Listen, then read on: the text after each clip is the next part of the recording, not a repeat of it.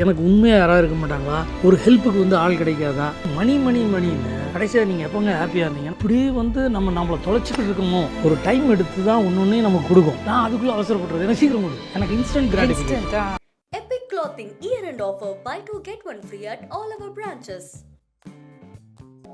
Medway hospitals, ஆரோக்கியத்திற்கான சிறந்த வழி. லக்கி பாஸ்கர் வந்தது. இப்போ லக்கி பாஸ்கர் போய் லக்கி ராம்கின்ற அளவுக்கு எல்லாரும் கூப்பிட ஆரம்பிச்சிட்டாங்க. Rarely it happens. மலையாளத்தில் 40 கோடி 80 கோடி, நெட்ஃப்ளிக்ஸில் இந்தியாவில் நம்பர் 1, பாகிஸ்தானில் ஓடுது சார், துபாயில் ஓடுது சார். எனக்கு சம்திங் நியூ. துல்கர் சல்மானோட வச்சு டிக்யூ இந்த படத்தில் அதிகமாக ஹீரோயினோட கட்டி பிடிச்சது லால் தான். யாவாசி ஆண்டனி மாதிரி ஒருத்தர் லைஃப்ல கிடைப்பாங்களா? ஆண்டனி மாதிரி ஒருத்தர் நம்மளுக்கு ஃப்ரெண்டு வர மாட்டாங்களா? நல்ல விஷயம் தான்டா. என்ன இது எதிர்பார்ப்பு தான். எனக்கு உண்மையாக யாராவது இருக்க மாட்டாங்களா? ஒரு ஹெல்ப்புக்கு வந்து ஆள் கிடைக்காதா? கிரைசிஸ்லேருந்து ஒருத்தன் ரிலீஸ் பண்ணி விட்டுற மாட்டானா? இப்போ எங்கள் லைஃப்பில் வந்திருக்காங்க, எனக்கு நிறைய ஆண்டனி வந்திருக்காங்க. இந்த யூனிவர்ஸ் வந்து ஒரு டைம் எடுத்து தான் ஒன்று நமக்கு கொடுக்கும். நான் அதுக்குள்ளே அவசரப்படுறது எனக்கு சீக்கிரம் கொடு. எனக்கு இன்ஸ்டன்ட் கிராட்டிஃபிகேஷன். வாழ்க்கையில் உனக்கு தேவையான அனைத்தும் கிடைத்து வருவதில்லை, ஆனால் உனக்கு தகுதியான எதுவும் உன்னை விட்டு போகாது. உனக்கு வந்தே அடை மணின்னு நான் என் ரிலவெண்ட்டாகவே நான் எதை எடுத்துக்கிறேன்னா, கடைசியாக நீங்கள் எப்போங்க ஹாப்பியாக இருந்தீங்கன்னா 5 பேர்கிட்ட கொடுத்து கேட்டால் ஒரு 2 நிமிஷத்தில் பதில் சொல்லணும். யுவர் டைம் ஸ்டார்ட்ஸ்னா பார்த்தோன்னா நான் எனக்கு ப்ரொமோஷன் கிடைக்கணும், எனக்கு இது அன்றைக்கி நான் கார் வாங்க நினைக்கி எல்லாமே மணி ரிலேட்டடாகவே இருக்கும். இவன் ஹாப்பினஸ் இஸ் ஈக்குவல் டு மணின்னு நம்ம வச்சுருக்கோம். ஆண்டனியை தாண்டி இப்போ ராம்கி சார் எல்லா இடத்துலையும் இருக்கீங்க. எப்படி இதுக்கு வந்து மீம் கிரியேட்டர்ஸ்க்கு நம்ம நிறையா தேங்க்ஸ் சொல்கிறேன். நான் மீம் கிரியேட்டர்ஸ்க்கு சக்ஸஸ் வேணுமா பீஸ் வேணுமான்னா ஐ சூஸ் பீஸ். நான் இல்லை, எல்லாருமே அதான் செய்யணும். நிம்மதி தான். நிம்மதி போய் சக்ஸஸை கூட்டின்னு வந்தோம். ஆனால் சக்ஸஸ் நிம்மதியை கொடுக்காது. எல்லாம் பார்த்தோன்னா இப்படியே கழுத்தோட பார்த்துட்டு என்னடா தெரியுங்க, இப்படியே வந்து நம்மளை தொலைச்சிக்கிட்டு இருக்கோமோ. எனக்கு அது நான் ஃபேஸ்புக்கில் கூட இல்லைடா, மைண்ட்லெஸ்ஸாக ஸ்க்ரால் பண்ணுறதுலே நம்ம எல்லாரும் நம்மளுடைய நேரத்தை தொலைச்சிக்கிட்டே இருக்கோம். ப்ரெசென்ட்டில் யாரும் வாழ்கிறதே கிடையாது. எங்க திரும்பினாலும் என்னன்னா லக்கி பாஸ்கர் வந்தது. இப்போ லக்கி பாஸ்கர் போய் லக்கி ராம்கின்ற அளவுக்கு எல்லாரும் கூப்பிட ஆரம்பிச்சிட்டாங்க. How lucky you are feeling now? ரொம்ப நல்லா இருக்குமா. நீங்கள் சொன்ன மாதிரி இது வந்து ஒரு ரேர்லி இட் ஹேப்பன்ஸ். படங்கள் ஓடும், சக்ஸஸ் ஆகும், இதெல்லாம் நம்ம பார்த்துருக்குறோம், நிறையா பார்த்துருக்கோம். பட் திஸ் இஸ் ஒரு பூம் ஆகி இவ்வளோ தூரம் வருது. ஏற்கனவே வந்து சக்ஸஸ் மீட்லாம் கொண்டாடினாங்க, எல்லாம் மேட்டர் நடந்துச்சு. பட் இவ்வளோ பெரிய பூம் ஆகுன்றது வந்து எதிர்பார்க்கல. இப்போ 170 கோடி 150 கோடி கலெக்ஷன்றாங்க. அங்கே மலையாளத்தில் வந்து 40 கோடின்றாங்க, இங்கே 80 கோடி. இதெல்லாம் கேட்குறதுனால நெட்ஃப்ளிக்ஸில் வந்து இந்தியாவில் நம்பர் 1. அப்புறம் இன்னொரு 16 கண்ட்ரியில் வந்து ட்ரெண்டிங்கில் இருக்குது. எனக்கு நம்ம படங்கள் ஓடும் சார். என்எஸ்சி 150 நாள் அப்படிம்பாங்க, திருநெல்வேலி 125 சார் அப்படிம்பாங்க, இதெல்லாம் கேட்டிருக்கோம். பட்டு சார் உங்களுக்கு பாகிஸ்தானில் ஓடுது சார், துபாயில் ஓடுது சார்னா எனக்கு சம்திங் நியூ. இது வந்து துல்கர் சல்மானோட வெற்றி, அந்த வெங்கி அட்லூரி டைரக்டரோட வெற்றி, அந்த ப்ரொடக்ஷன் வந்து நாகவம்சி சித்தாரா என்டர்டெயின்மெண்ட்ஸ் அவங்களோட வெற்றி. பட் அந்த வெற்றியில் நானும் ஒரு இடத்துல இருக்கேன்னு இப்போ ஆடியன்ஸ் எல்லாம் சேர்ந்து சொல்கிற போது எனக்கு இன்னும் ரொம்ப சந்தோஷமாக இருக்கும். ரியலி இட்ஸ் ஒரு இந்த அக்கேஷன் சொல்லணும், ஜாய்ஃபுல் அக்கேஷன் சொல்லுவாங்கள்ல, அந்த மாதிரி ஒரு சோனா. ஆமாம், அந்த மாதிரி. ஏன்னா this is first time for me world லெவலில் ஒரு ரெக்கக்னிஷன் கிடைக்குதுல்ல, அது எனக்கு அப்படி தான் இருந்துச்சு. இல்லை, நீங்களே ரொம்ப அழகாக சொல்லிட்டீங்க. அந்த கிரெடிட் வந்து நீங்கள் மட்டும் எடுத்துக்காமல் உங்களை சார்ந்த எல்லாருமே இந்த படத்தில் சொல்லியிருக்கீங்க. அதில் முக்கியமாக வெங்கி சாராக இருக்கட்டும், டிக்யூ பற்றி சொல்லுங்கள். ஹவ் வாஸ் எக்ஸ்பீரியன்ஸ் அவங்க குடும்பம்? அவர் வந்து சூப்பர் ஸ்டார் மம்முட்டி பையன், ஆனால் அப்படி தெரியாது, நியூ ஃபேஸ் மாதிரியே இருப்பார் ஷூட்டிங் ஸ்பாட்டில். அவ்வளோ சிம்பிள், கிரவுண்டட். சிம்பிள்னால் நீங்கள் இந்த நம்ம சீனியர் ஆர்டிஸ்ட்டு சிம்பிளாக சார் வணக்கம் சார் அதெல்லாம் கிடையாது. எவ்ரிபடி ஷூட்டிங்கில் அவர் இருக்கிற இடம் தெரியாது. அப்புறம் நம்மளாம் ரெடி ஆனவொன்னே ஒரு கெத்தெல்லாம் ரெடின்றது சவுண்டு கொடுக்குது, இதெல்லாம் பண்ணல சார் ரெடி. அந்த தன்மை நான் எல்லா நாள் நான் இப்போ கிட்டத்தட்ட அவரோட ஒரு 40-50 நாள் ட்ராவல் பண்ணியிருக்கேன். நான் ஒரு 8 மாதம் ரெகுலராக அந்த ஷூட்டிங் போய்ட்டு இருந்துச்சு. எல்லா நாளும் ஒரே மாதிரி ப்ரெஷர் இருக்கும் சார். 5:30 ஃப்ளைட்டு, அந்த இது போய்டும் சார்மாங்க, ஏர்போர்ட் இவ்வளோ நேரம் தான்மாங்க. அவ்வளோ ப்ரெஷர்லேயும் பார்த்தீங்கன்னா கூலாக எந்த ஒரு வந்தால் சவுண்டு எதுவும் இருக்காது. So grounded. நம்ம ஒர்க் பண்ணுறதுக்கு அவ்வளோ ப்ளசண்ட்டாக இருக்கும், வெரி ஃப்ரெண்ட்லி. இப்போ இந்த கேரக்டருக்கு ஒரு நல்ல நேம், இந்த ஆந்தனி கேரக்டர் இப்போ நான் பண்ணியிருக்கேன். அதுக்கு ஹீ இஸ் ஆல்சோ ஒன்று. ஏன்னா இஸ் ஸோ கூல், ஃப்ரெண்ட்லி. சரி சார் அவர் அப்பப்போ வந்து நிறைய படத்தில் வந்து கட்டி பிடிச்சிருவோம். ஐ மீன் த சென்ஸ் அவர் ரொம்ப அந்த அன்பில் வந்து இதாக சார் ரொம்ப தேங்க்ஸ் சார் அப்படின்னு, ரொம்ப தேங்க்ஸுங்க அப்படின்னு நம்ம சொல்கிற மாதிரி இந்த மாதிரி நிறைய இருக்குது. நான் சொன்னேன் டிக்யூ இந்த படத்தில் அதிகமாக ஹீரோயினோட கட்டி பிடிச்சது லால் தான், ஞாபகம் வச்சுங்க. எத்தனை படம் வேணால் நடிக்கலாம், ஒரு கேரக்டர் ஆர்டிஸ்ட்டு ஹீரோயினோட ஜாஸ்தி கட்டி பிடிச்ச படம் பார்த்துறேன். ஆமாம் சார்னு சிரிப்பார். அவ்வளோ க்ளோஸான கேரக்டரு. எங்களுக்கு வந்து ஆஃப் ஸ்க்ரீன்லேயே அந்த ஒரு ஃப்ரெண்ட்லினஸ். நான் வந்து அவங்க அப்பா ரசிகர், மம்முட்டி சாரோட ரசிகர். ஸோ எனக்கு இவரை நான் பார்த்துருக்கேன், சின்ன பிள்ளையில் பார்த்துருக்குறேன். பட் அப்போ இல்லை, இவர் இப்போ தான் பெரிய ஆர்டிஸ்ட் ஆகிட்டார்.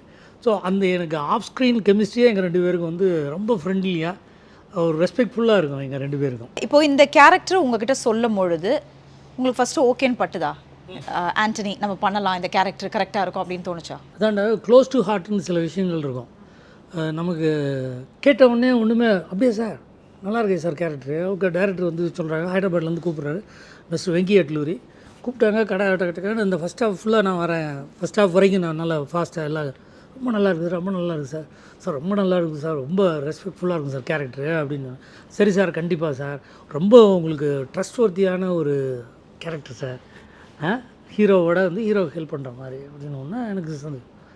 எங்கள் அம்மா ஒன்று அடிக்கடி சொல்லிகிட்டு இருப்பாங்க.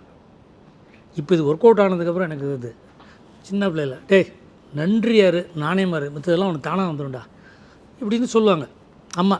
நான் வந்து அதை நான் அதை அப்படியே ஒரு ஃபாலோ பண்ணிக்கிறேன். எப்போல்லாம் ஒரு கிரைசிஸ் நானேமா போகண்டா வரது வரட்டும்டா, க்ரூஷியலாக சில டெசிஷன் எடுக்க வேண்டிய நேரங்கள் வரும் தெரியுமா, இப்படியா அப்படியாண்ணா நானேமா போவோம், என்ன வருதோ வரட்டும், டேய் நன்றியாக இருப்போம்டா அப்படின்னு நான் என் அசிஸ்டண்ட்டை சொல்லுவேன், என் சபார்டினேட்டை சொல்லுவேன், என் கோ ஒர்க்கர்ஸ்ட்டை சொல்லிகிட்டே இருப்பேன். நன்றியாக இருக்கணும், நாணயமாக இருக்கணும் மட்டும்தான் பெரிய லெவலில் முன்னுக்கு வருவான்னு. அதில் இவர் சொன்ன கேரக்டரு நன்றியாகவும் நாணயமாகவும் இருக்கிற கேரக்டரு. ஸோ எனக்கு செகண்ட் தாட்டே வரல. பிகாஸ் நான் அப்படி இருக்கணும்னு ஆசைப்படுறேன். நல்லா இருக்குது சார், பண்ணுவோம் சார், இம்மிடியட்டாக சேஸ்தான் பண்ணி உடனே ஒரு 3-4 டேஸில் எனக்கு ஷூட்டிங் வச்சு நாங்கள் போய்ட்டு ஷூட்டிங் பண்ண ஆரம்பிச்சிட்டோம். இது ரெசனேட் ஆகிருக்கு என் மைண்டில்.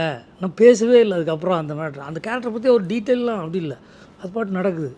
இப்போ ஆடியன்ஸ் சொல்கிறாங்க சார் அது அவ்வளோ நல்லா இருக்குது சார், அவ்வளோ உணர்ந்துக்குங்க சார்னு. அப்போ தான் நினச்சேன், ஓகே நம்ம எதை மனசுக்குள்ளே நினச்சிட்டு இருக்கோமோ அதுவாக வந்திருக்கு அந்த கேரக்டர். அம்மா சொன்னதில்லை. அப்புறம் அம்மா சொன்னதுன்றவொடனே எனக்கு இன்னொரு விஷயம் ஞாபகம் வருது. அம்மா வந்து சின்ன பிள்ளையில் நான் வந்து சொந்தக்காரங்க வீட்டில் போகலாம், அங்கே கலராக இருக்கும் சிக்கன் 65 அதெல்லாம் கலராக இருக்கும். அப்படி எடுத்து திங்க போயிடுவா, ஏய் தொடாத அப்படிம்பாங்க. ஏன்னா நல்லா இருக்குது திங்க விட மாட்டேன்றாங்களே அப்படின்னு. ஏன்னா நம்ம வீட்டில் பண்ண மாட்டாங்க. அடுத்த தடவை போகும்போது கேட்குறேன், இது சாப்பிடலாமான்னு, தொடாதரா அப்படின்னு மிரட்டுறாங்க. என்னென்னு பார்த்தா நான்வெஜ் சிக்கன், டேய் அதெல்லாம் திங்கக்கூடாது, தின்ன உசுரை கொண்டு வச்சுருக்காங்கடா, சாமி கண்ணா குத்திரும் அப்படின்னு சொல்லுவாங்க. குழந்த அப்போ சின்ன பையன் அதில் அப்போ ஏதோ மனசில் பட்டுடுச்சுமா. இப்போ வரைக்கும் நான் அதை சாப்பிட்டதே இல்லை, நான் தொட்டதே கூடாது, ஐ மீன் தொடக்கூட மாட்டேன் அதை. அந்த பொரிச்சு கிரிச்சிச்சுன்னா ஐ டோன்ட் டேக் நான்வெஜ். இல்லை நிறைய பேர் நினச்சிருக்காங்க நீங்கள் வெஜிடேரியன். பட் இப்போ இப்படி இதுக்கு பின்னாடி ஒரு கதை இப்படி இருக்குது. அவங்க சொன்ன அந்த வார்த்தை சம்வேர் இன்னைக்கு ஆண்டனி கிட்ட அது கனெக்ட் ஆகுது. You believed it. அது மாதிரி இருந்திருக்கோம். ஸோ நானே நம்புவீங்களா ஒரு விஷயம் அப்போ சொன்னது இன்னைக்கு ஏதோ சுற்றி அது ஒரு ரியலாக ஒரு விஷயம் நம்ம லைஃப்பில் அது நடக்கும் பொழுது அதை நம்பக்கூடியவரா நீங்கள்? 100%மா இது இல்லாமல் இருக்குது. அப்புறம் என்ன எவ்வளோ நல்ல விஷயங்கள் எல்லாம் வந்து நல்லோர் ஒருவர் பெருட்டு பெய்யும் மாமலைன்னு சொல்லுவாங்களா, அது மாதிரி நல்லவங்களாம் இருக்காங்கட்டுக்கிற பெய்யுது. அதில் என்ன நமக்கு சந்தேகம் வேண்டியிருக்கு. நான் வந்து ஒரு பிச்சைக்காரனுக்கு காரில் போய்ட்டு இருக்கும்போது போடுறேன், ஒரு 10 ரூபா 20 ரூபா 50 ரூபா நேரத்துக்கு ஏற்ற. உடனே பக்கத்தில் இருந்து ஒரு கேரக்டர், சார் நீங்கள் ஒரு பிச்சைக்காரனை ஊக்குவிக்கிறீங்க, ஏன் அவனுக்கு 50 ரூபா போடுறீங்க? அது ஏதோ குழந்தைய வச்சுட்டு வந்துச்சு 50 ரூபா போட்டோம். நீங்கள் வந்து ஒரு சோம்பேறியை உருவாக்குறீங்க சார் 50 ரூபா பிச்சைக்காரன். ரொம்ப ப்ரில்லியண்ட்டாக பேசுகிறதா சொன்னேன். டே அப்படி இல்லைடா பாவம் பிள்ளைய வச்சுருவேன் சார், குவார்ட்டர் அடிச்சுட்டு வருவாங்க சார். அப்புறமா நான் இதே ஆளை பார்த்துருக்கேன் சார். இன்னும் டே அது நம்ம ப்ராப்ளம் இல்லைடா, நதி மூலம் ரிஷி மூலம் பார்க்குறது இல்லை, பார்க்கக்கூடாது, அது அவனுடைய கர்மா. எனக்கு தோன்றியது கஷ்டப்படுறான், எனக்கு பாவம்னு தோணுச்சு, நான் செஞ்சிடுறேன், அதோடு முடிச்சுக்கணும். நீ அது பின்னாடி போய் யோசித்து அதை சிபிஐ வேலையெல்லாம் பார்க்கக்கூடாது. கருணை அது கடவுள் தான் கருணை இருக்கும். உனக்கு அதை உண்டாக்குச்சு இல்லை, அப்போ நீ கருணையாக இருந்துப்பா, அதை மட்டும் ஆக்ட் பண்ணு. அதுக்கு மேலே நீ யோசிக்கிறது உன் வேலை கிடையாது. உன் கர்மா கொடுத்துட்டு அவன் கர்மா அதை அடுத்து அதை செய்ய போகிறான், நமக்கு வேலை கிடையாது அதில். இதில் இப்போ ரேஷ்னல் பிரெயின் என்ன லாஜிக்கலாக இப்படிலாம் யோசிச்சு, அப்போ எனக்கு கடவுள் கொடுக்கும்போது எல்லாத்துக்கும் யோசிப்பாரா? நான் மட்டும் எல்லாத்தையும் அன்கண்டிஷனாக எனக்கு அதை செஞ்சுருவது அப்படின்னு நான் எப்படி எதிர்பார்? எனக்கும் ஒரு அன்பாக இருப்பார், எனக்கு மிராக்கிள் நடக்கும்ல. ஒருத்தனுக்கு நான் ஒரு 500 ரூபா போட்டுறேங்க, என்ன நடக்கும் அந்த பிச்சைக்காரனுக்கு? இட்ஸ் மிராக்கிள் மாதிரி நினைக்க மாட்டேனா? நான் பார்த்துருக்கேன் சில நேரம்லாம். அப்படியே சார் அப்படின்னா பண்ணியிருக்கீங்க? கொடுத்துருக்கேன். ஓ தைரியம். அது எனக்கு அந்த எக்ஸ்பிரஷன் ரொம்ப பிடிக்கும் சார் அப்படின்னு. ஸோ ஒரு ஸ்மைலுக்கு எனக்கோ ஒரு நாள் நம்ம நல்ல நாள் எல்லாருக்கும் சோறு போடுறோம், பர்த்டேக்கு, அந்த மாதிரி நேரத்தில் கொடுத்து பார்க்குறது ரொம்ப சந்தோஷப்படுறோம். அதை பார்த்து எனக்கு ஒரு சந்தோஷம். அஜித் ஒரு படத்தில் சொல்லியிருப்பாரு, உனக்கு கீழே இருக்கவனை நீ வந்து நல்லா வச்சுக்கிறோம், உனக்கு மேலே இருக்கவனை நல்லா வச்சுக்கான்னு. ஞாபகம் இருக்கா? Correct correct. செம்மையாக இருக்குது, எனக்கு ரொம்ப பிடிச்ச மேட்ரு. நம்ம கீழே இருக்கவனுக்கு செஞ்சு பார்ப்போமே. ஆனால் எல்லாருமே சம்டைம்ஸ் நம்ம தோணும்லண்ணா நன்றியாக இருக்கிறாங்களா அப்படின்ற ஒரு நம்மளுக்குள்ளே ஒரு கான்ஷியஸாக தோணும்ல, பண்ணிவிடுவோம். ஆனால் அது அப்புறமா யோசிக்கும் போது நம்மளுக்கு நன்றியாகவே இல்லையே அப்படின்ற ஒரு கட்டமும் வரும்ல. 100% ரைட். என்னன்னா கிராட்டிடியூடு தான் ஆல்மோஸ்ட் லைஃப். இதை நான் ஏன் உங்கள் படத்தோடய நான் கனெக்ட் பண்ணி இந்த விஷயத்தை கேட்குறேன். இப்போ ஆண்டனியாக நீங்கள் நடிச்சிட்டிங்க, இட்ஸ் அ கேரக்டர், அந்த கேரக்டருக்கு ஒரு ஜஸ்டிஃபிகேஷன் கொடுத்துட்டீங்க. இப்போ எங்கே திரும்பினாலும் ஆண்டனி மாதிரி ஒருத்தர் லைஃப்பில் கிடைப்பாங்களா, ஆண்டனி மாதிரி ஒருத்தர் நம்மளுக்கு ஃப்ரெண்டு வரமாட்டாங்களா, ஆண்டனி மாதிரி அந்த நிமிஷத்தில் நம்மளை காப்பாற்ற மாட்டாங்களா அப்படின்னு அந்த இப்போ கனெக்ட் பண்ணுறாங்க. இது எப்படி பார்க்குறீங்க? நல்ல விஷயம் தான்டா. என்ன இது எதிர்பார்ப்பு தான். இப்போ எனக்கு வந்து ஒரு தோல் கிடைக்காதா, எனக்கு உண்மையாக யாராவது இருக்க மாட்டாங்களா, ஒரு ஹெல்ப்புக்கு வந்து ஆள் கிடைக்காதா, க்ரைசிஸ்லேருந்து ஒருத்தன் ரிலீஸ் பண்ணி விட்டுற மாட்டானா, இப்படின்றது நியாயமான எதிர்பார்ப்பு. இது கிடைக்குது. இப்போ எங்கள் லைஃப்பில் வந்திருக்காங்க, எனக்கு நிறைய ஆண்டனி வந்திருக்காங்க. நான் என் அன்கண்டிஷனலாக நான் ஜெயிக்கணும் அப்படின்னு சொல்லி எனக்கு ஹெல்ப் பண்ணவங்களாம் இருக்காங்க இல்லையா, அவங்களுக்கு நம்ம நன்றியாக இருந்திருக்கிறோம். ஸோ கிராட்டிடியூட்ன்றது தினம் வந்து காலையிலேருந்து நான் நைட்டு வரைக்கும் பல விஷயங்கள் எனக்கு காஃபி கொடுத்தா நன்றி சொல்லுவேன், தேங்க்யூ. எனக்கு ஒரு சின்ன ஷேர் எடுத்து போட நன்றி, தேங்க்யூங்க. இதில் ஒன்றும் கிடையாது. ஸோ இது நான் கடைசி வரைக்கும் செஞ்சாகணும், இது என்னுடைய கடமை. நான் தேங்க்ஸ் சொல்கிறதே பெரிய விஷயமா நினச்சிட்டேன்னா, ஸோ நன்றியாக இருக்கிறதுக்கு தவறிட்டான்னா அவனுக்கு ஏதோ நல்லது நடக்க போகுது, தள்ளி போகுதுன்றது தான் அர்த்தம். ஸோ நன்றியாக இருக்கிறன்றது டிஃபால்ட், நம்ம இருந்தே ஆகணும், வேறு வழியே கிடையாது. இப்போ வந்து ஆண்டனின்றவர் இவர் பொருளோடையும் பையை தூக்கிட்டும் மட்டும் பணத்துக்காகவும் ஹெல்ப்புக்காகவும் பிஸ்னஸ் பார்ட்னராகவும் மட்டுமே வரமாட்டார். நமக்கு ஆண்டனி பல விஷயத்தில் உனக்கு வருவார், எனக்கு வருவார். எனக்கு சில நேரம் வந்து கன்ஃபியூஸ் ஆகிட்டு இது எப்படா முடிவு எடுக்கிறது, இது என்ன பண்ணுறது அப்படின்னு யோசிச்சுட்ருப்பேன். அப்போ பார்த்தீங்கன்னா வீட்டில் ஏற்கனவே புக்ஸ் வாங்கி நிறையா வச்சுட்டு சில படிக்க மாட்டேன் அப்படின்ட்டு போகும்போது அது இப்படியே இருக்கும், கண்ணாடி வழியாக பார்த்தேன். எது கூப்பிட்றேன்னாப்பா அப்படின்ட்டு இப்படி எடுத்துகிட்டு இப்படி பார்த்தேன்னா இப்படி திறந்து பார்த்தேன்னா அங்கே ஒரு ஆண்டனி இருப்பார். 2 வரி இருக்கும், in life you don't get what you want, you get what you deserve. வாழ்க்கையில் உனக்கு தேவையான அனைத்தும் கிடைத்து வருவதில்லை, ஆனால் உனக்கு தகுதியான எதுவும் உன்னை விட்டு போகாது, உனக்கு உன்னை வந்து அடையும் அப்படின்றது. இட் டேக்ஸ், இந்த யூனிவர்ஸ் வந்து ஒரு டைம் எடுத்து தான் ஒன்று நமக்கு கொடுக்கும். நான் அதுக்குள்ளே அவசரப்படுறது, எனக்கு சீக்கிரம் கொடு, எனக்கு இன்ஸ்டன்ட் கிராட்டிஃபிகேஷன் உடனே நடக்கும். நீங்கள் மட்டும் இல்லை, நான் I think most of it எல்லாருமே ஒத்துப்போன்னு நினைக்கிறேன். இல்லை ஒரு விஷயம் நடக்கலைனா ஐயோ ஏன் நடக்கலை, சரி நம்மளுக்கு கொடுத்துருக்கலாம், நடந்திருக்கலாம், it happens, we are humans இல்லை, அது நடக்கும். ஸோ இப்போ வந்து அதுவும் இப்போ இருக்க வழியில் எல்லாமே வந்து இன்ஸ்டன்ட் ஆகிடுது, சக்குன்னு இதாகிட்டே போகுது. அது இல்லை, it takes its own time. அந்த பொறுமை வேணும். அப்போ அதான் சொல்லுவாங்க, சில பேரை பார்த்து சொல்லுவாங்க, சார் அவர் நல்லா கேரக்டர் நல்ல மேடு தான் சார், அவர் போராத காலம், தெர் இஸ் நோ போராத காலம், பொறுக்காத காலம். இவன் பொறுமையாக பொறுக்காத காலத்தில் தான் அது தவறு நடந்துருச்சு. பொறுத்து பாருங்கள், இதுதான் நம்ம 100% நடக்கும். நன்றியாக இருப்போம், நடந்தே தீரும். இன்னொரு விஷயம், இப்போது ஆல் லாங்குவேஜஸ், அதான் அந்த டைம்லேயே நிறைய படங்கள் ஆல் லாங்குவேஜஸ்லாம் நீங்கள் பண்ணியிருக்கீங்க. அப்படி இருக்கும்பொழுது இப்போ டக்குன்னு சொல்லுவாங்களே, ஒரு ஷூட்டிங் ஸ்பாட்டுக்கே போகிறீங்கன்னா, because the way they look at you, அது ஒரு ரெஸ்பெக்ட் ஃபீலிங் ஆட்டோமேட்டிக்காக வந்துடும். நீங்கள் என்ன சொன்னாலும் சரி, இப்போ நான் கூட சொல்கிறேன், அப்படி யங் சாம்ப் மாதிரி இருந்தாலும் அங்கே பார்க்கும்போது அவர் பெரிய ஸ்டார் ராம்கி சார், பெத்த ஸ்டார், அப்படிலாம் ஒரு டாக்லாம் போகலண்ணா வரும், நல்லா இருக்குமா? ஸோ அந்த மாதிரிலாம் வரும்போது என்ன ரியாக்ட் பண்ணுவீங்க? what you tell them actually? தாண்டா இப்போ நம்ம இங்கே நடிக்கிறோம், இல்லை சீனியர் ஆர்டிஸ்ட்ன்றது ஒரு டேக் இருக்குது. இது நம்ம ஆந்திராவுக்கு போகிறோம், அங்கே நடிக்கிறோம். இப்போ இந்த சீனியர் டேக் கேட்குறதுக்கெல்லாம் நல்லா இருக்கும், டக்கார்னு வருவாங்க, டப்புன்னு காலில் விடுவாங்க, நல்லா இருங்க, இதெல்லாம் நல்லாயிருக்கு. ஏன்னா நான் இதெல்லாம் செஞ்சுருக்கேன் நம்ம சீனியர்கள்ட்ட. என்ன யார் செஞ்சுருக்கீங்க? சிவாஜி அப்பா எல்லார்ட்டையும் நிறைய அப்படி பயந்துட்டு கையை கட்டிகிட்டே நிற்போம். ஏன்னா அந்த இதெல்லாம் நான் பார்த்துட்டு வந்தேன். ரவிச்சந்திரன் சார்கிட்ட வந்து ஒர்க் பண்ணியிருக்கேன் நான். விஜயன் சார் எங்கள் இதில் நான் ரொம்ப மரியாதையாக இது. அப்போ இப்போ அந்த இடத்துக்கு நம்ம வந்துட்டோமான ஒரு டவுட் இருந்தாலும் சரி நல்லா ப்ளீஸ் நல்லா இருக்குன்னு தூக்கி வருது.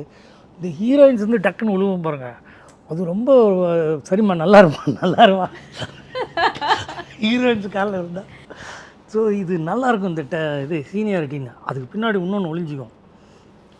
ஆந்திராக்கெலாம் போகிறோம்ல, அங்கே போனோன்னா சார் சார் சார் ரெண்டு சார் சார் பாவனா சார் எல்லாம் சார் எந்த சீனியர் ஆர்டிஸ்ட் சார் அப்படிமா லெஜெண்டரி சார் இன்னும் வெர்சடைல் ஆர்டிஸ்ட் சார் நல்லா இருக்கு கேட்குமா நல்லா தான் நல்லா சொல்கிறாங்களே அப்படின்ட்டு இருக்கோம்.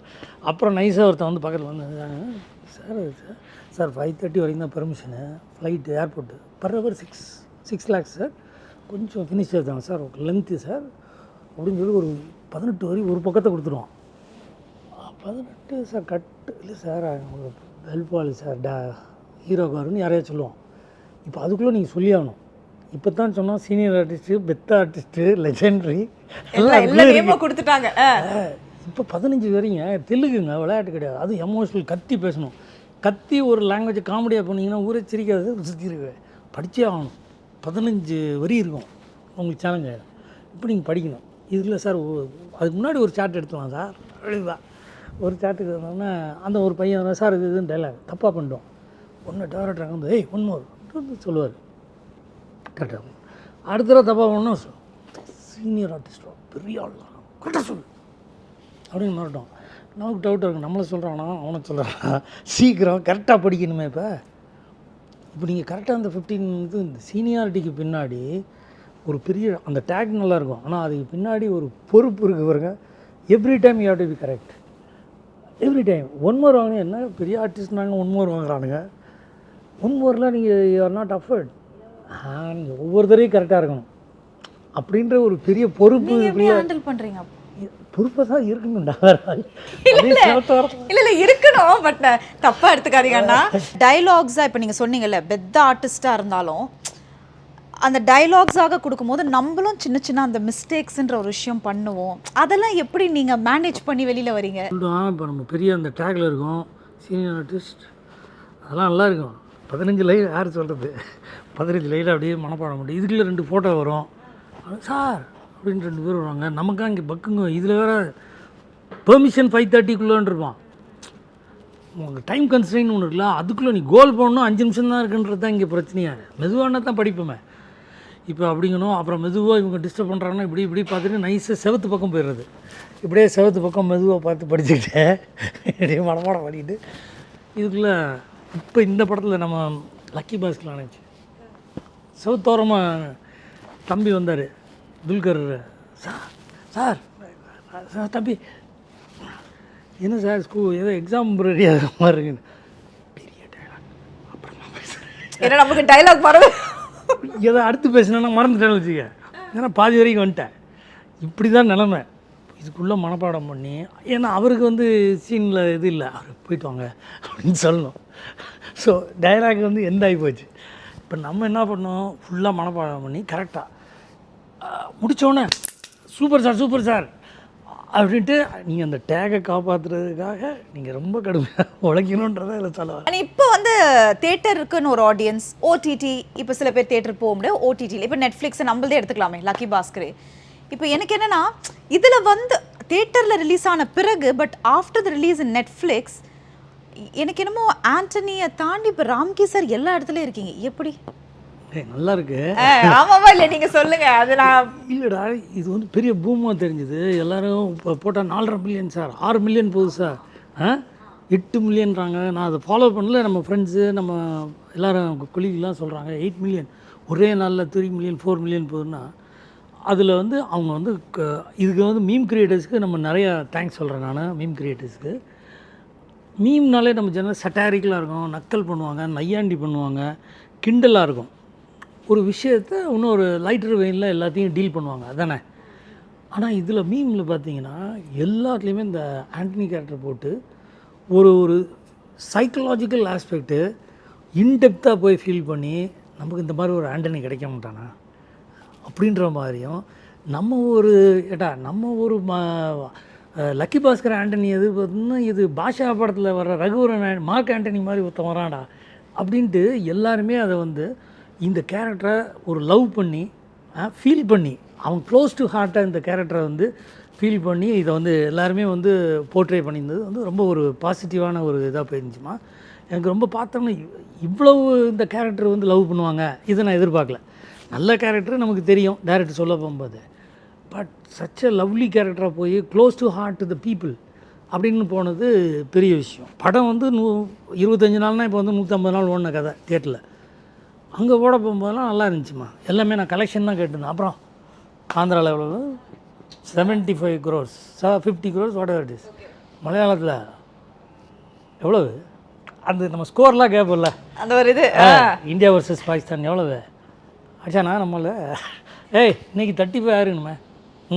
இங்கேருந்து நம்ம தான் எல்லாமே இது புக் மை ஷோ எல்லாத்தையும் பார்க்குறோம்ல, நாளைக்கு 32 போயிருக்கணுமேப்பா அப்படின்றது இதெல்லாம் ஜாலியாக இருக்குது கேட்குறது. அப்போல்லாம் நல்லா இருந்துச்சு. ஏன்னா படம் சக்ஸஸ் நல்லா இருக்குது. ப்ரொடியூசர் வேறு போட்டுக்கிட்டே இருக்கார். எல்லாமே மிகப்பெரிய மெகா பிளாக் பஸ்டர் இந்த படம்ல. இப்போ வருதுமா நெட்ஃப்ளிக்ஸில் வந்தோடனே நமக்கு தெரியும் அங்கே எட்ரா வண்டி ரஜினி சார் சொன்னார் அந்த மாதிரி அப்படின்ற மாதிரி நம்ம ஏரியாடா நல்லா இருக்கும் படம் ஹிட்டு அப்படின்றப்ப அதோட ரிஃப்ளெக்ஷன் தானே வரப்போகுது. இப்போ ஒரு ட்விஸ்ட் அடிக்குது எல்லாம். ஏன்னு சொல்ல, இப்போ இது இங்கே வந்ததெல்லாம் யூத்து யார் தியேட்டருக்கு வந்தாலும் பசங்க பொண்ணுங்க எல்லாம் வந்துடுச்சு. இப்போ நம்ம ஏரியா உள்ள நெட்ஃப்ளிக்ஸில் பூரா 35 பார்ட்டி எல்லாம் நம்ம ஆளுங்க நம்ம குரூப்பு. அவன் கேர்ள் ஃப்ரெண்டு அதோட நம்ம படத்துக்கு தியேட்டருக்கு வந்தேன். இப்போ அதுங்கெல்லாம் ஒன்றா உட்காந்து அப்படி பார்த்துக்கிட்டு இருக்குதுங்க. நம்மளால் வந்துட்டான் பாரு அப்படின்னு ராமிக்கியா அவங்க க்ளோஸ். இப்போ தூக்குதுங்க வேறு மேட்ரு. இப்போ அவங்க மேட்ரை முடிச்சுட்டு ரியலாக நமக்கு இருக்கிற இதோட ஒர்த்து அப்படி கூடுது. நம்மால் நல்ல கேட்ரு என்ன நடிச்சிருக்காரு அப்படின்ட்டு இப்போ வந்தது. இதுதான் இப்போ வீட்டில் இருந்த ஆடியன்ஸும் நம்மை ரசித்தவர்கள் இதை வந்து இன்னும் மேலும் ரசிக்கிறதுக்கு மிகப்பெரிய இந்த கேரக்டருக்கு வந்து ஒரு போய் சேர்ந்துருச்சு. அதுபோக மீம் கிரியேட்டர்ஸு எல்லாருக்கும் வந்து இந்த மாதிரி ஒரு லவ்லியான character everybody searching for good soul ரொம்ப நியாயமான ஒரு தேவையாக இன்றைக்கி இருக்குது. ஏன்னா எல்லோரும் ஓடுற ஓட்டத்தில் வேல்யூஸை கொஞ்சம் கொஞ்சமாக நம்ம வந்து மறந்துக்கிட்டே போகிறோம். அதை வந்து தேடிக்கிட்டு இருக்கு எல்லா உள்ளங்களும். ஸோ அவங்க எல்லாருக்கும் நல்ல ஆண்டனி கிடைக்கட்டும்னு நான் நன்றேன். Epic Clothing year-end offer. Buy 2 get 1 free at all our branches. Medway hospitals ஆரோக்கியத்திற்கான சிறந்த வழி.